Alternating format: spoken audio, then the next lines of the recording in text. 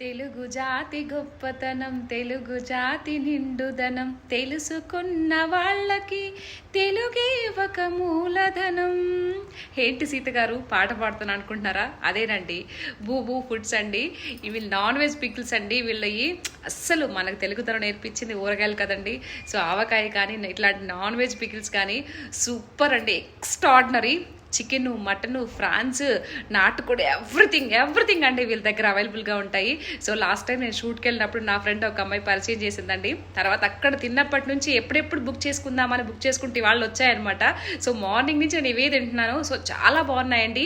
ఇవి కూడా మీకు కావాలంటే నేను డిస్క్రిప్షన్లో లింక్ పెడతాను. ఒక్కసారి మీరు వాళ్ళ పేజ్ని చెక్ చేసి మీకు కావాల్సిన పికిల్స్ మీరు పిక్ చేసుకోవచ్చు. మొత్తం ఇండియా మొత్తం కూడా వీళ్ళు ప్యాకింగ్ పంపిస్తారండి.